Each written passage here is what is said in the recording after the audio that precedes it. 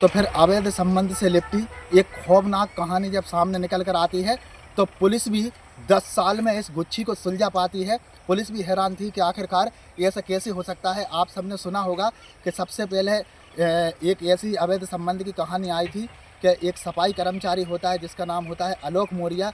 वह अपनी पत्नी को पढ़ा लिखा कर एसडीएम बना देता है और जैसे ही वह एसडीएम बनती है तो अपने पति से डिवोर्स मांगने लगती है। नमस्कार दोस्तों, मैं सोनू अग्रवाल। आप मेरे चैनल को लाइक करें, सपोर्ट करें। अब जो मैं आपको कहानी सुनाने जा रहा हूँ, ये कहानी है बिहार के पटना की, जहाँ पर एक राकेश पासवान नाम का आदमी रहता था जो पैसे से चौकीदार होता है। वह अपने काम में बहुत व्यस्त होता है और अपनी नौकरी की वजह से अक्सर उसे बाहर ही रहना पड़ता है। वह अक्सर बाहर ही रहा करता था। इसके बीच में उसकी जो पत्नी होती है वह घर पे अकेली रहती है, तो उसको भी अकेलापन थोड़ा अजीब लगता है। तो उसके पास में ही एक मुन्ना पासवान नाम का एक व्यक्ति रहता है। वो उसके संपर्क में आ जाती है और मुन्ना पासवान से बातचीत करने लगती है मोबाइल से। और मोबाइल से बातचीत करते करते, कुछ व्हाट्सएप से चैट करते करते दोस्ती हो जाती है। दोस्ती में दोनों को प्यार हो जाता है और प्यार में वे इतने आगे बढ़ जाते हैं कि एक दूसरे के बिना रह ही नहीं पाते।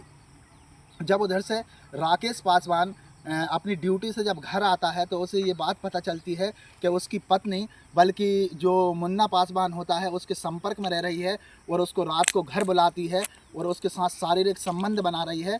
तो राकेश पासवान यह सब दृश्य देखकर बहुत गुस्सा हो जाता है और अपनी पत्नी को भी डांटता है, डपटता है और समझाता है कि जो तुम काम कर रही हो ये सब काम अच्छा नहीं है, इस काम को आप छोड़ दो।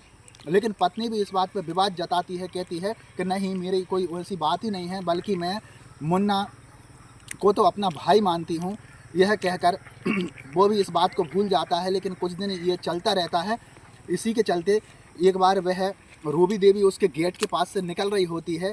तभी राकेश पासवान को ये सारा दृश्य जब वो देख लेता है तो अपनी बीवी की पिटाई भी करता है, बल्कि एक डंडा उठा लेता है और जैसे ही उसके सर पर मारने की कोशिश करता है तो बीवी उसको पकड़ लेती है और वह डंडा छुड़ाकर अपने पति को बेड पे एकदम से धक्का मार देती है। और जैसे ही वह बेड पे गिरता है तो बेड पे गिरते हुए उसके सर में चोट आ जाती है, बल्कि चोट क्या, उसकी डेथ हो जाती है। इसके बाद में वह मुन्ना पासवान के पास जाती है और उसके गेट के सामने जाकर उसके गेट को जब खटखटाती है तो मुन्ना पासवान आता है और आकर देखता है तो वो डायरेक्ट अपनी कहानी उससे बयां करती है कि उस दिन से जब मेरे पति ने आपको आपके कमरे से जब निकलते हुए देखा था मुझे, तो वह उसी दिन से मुझसे झगड़े कर रहा था और झगड़े में आज उसने एक डंडा उठाकर मुझे मारने की कोशिश की। और इसके बाद में जब मैंने उस डंडे को अपने हाथ से छीन लिया, इसके बाद में मैंने उसे धक्का दिया तो वह जब बेड पे जाकर गिरा तो उसके सर में चोट आ गई और इसी वजह से उसकी सांसें भी नहीं चल रही।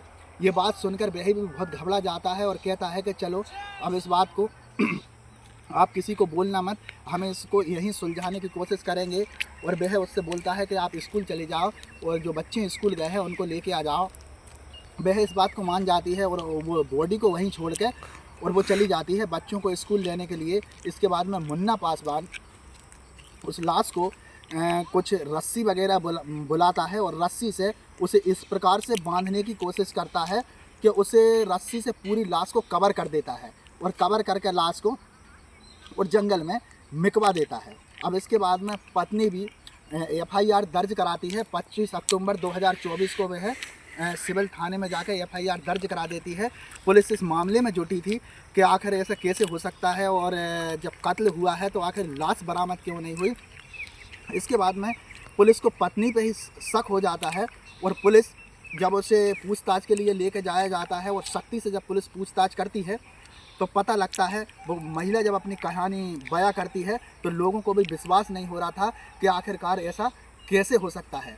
दोस्तों, इस कहानी को सुनाना किसी के दिल को ठेस पहुंचाना नहीं है, बल्कि आपको जागरूक करना है। जय हिंद, जय भारत।